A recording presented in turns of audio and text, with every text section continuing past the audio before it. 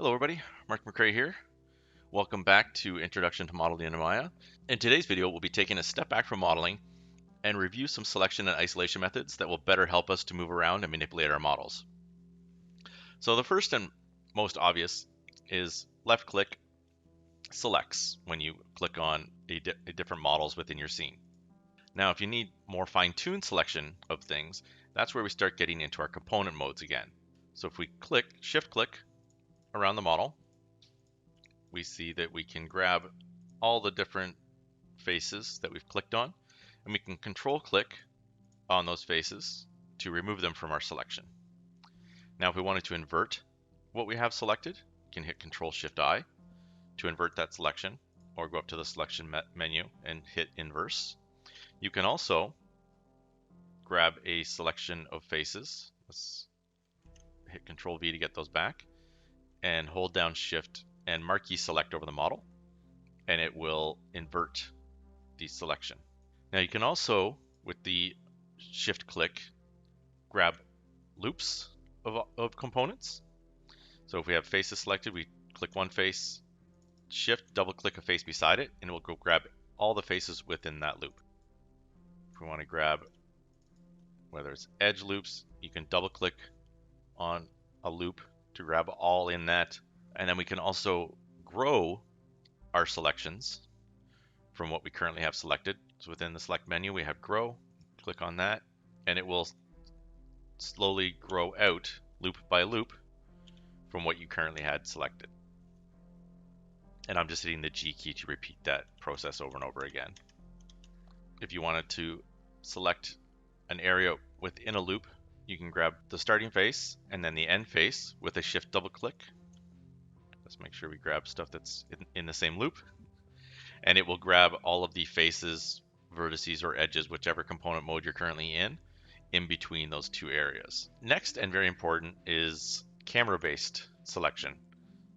So for example, I wanted to make an adjustment on this area of the face.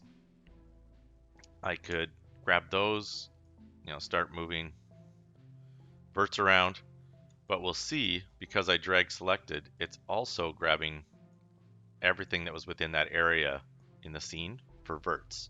And if I wanted to only affect what I'm looking at, I can go into the tools and settings for my selection and turn on camera-based selection. And when I do that same marquee select, it will only choose those that are currently seen by the camera. So very useful to make sure you're only adjusting exactly what you need to adjust.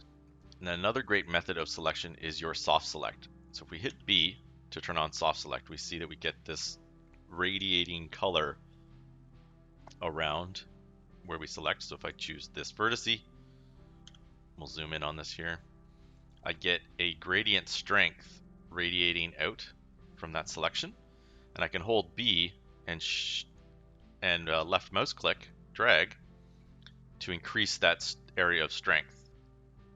And the lighter the color around it, the more strength, more effect that movement will have. So soft select is very useful when you're organic modeling. If you wanted to make adjustments to an area and keep the overall shape, you can make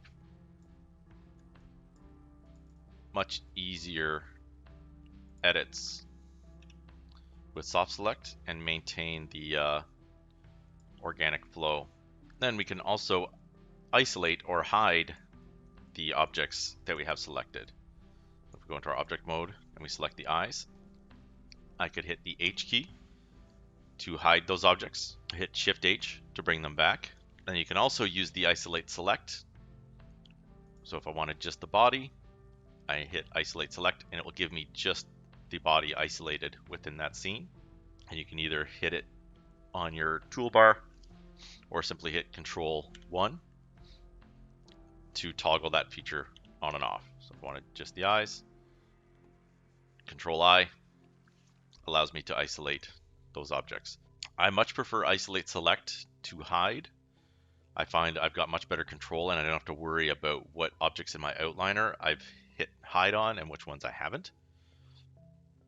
Another great way to control what you have hidden and what you don't is to create layers. So I've currently got an eyes layer. So if I hit the visibility toggle on that layer, we can see I can adjust the visibility in my scene of the objects within that. And to add objects, you just simply select the object, right click on your layer, and hit add or remove selected objects. So I hope this helps everybody further fine tune their modeling processes.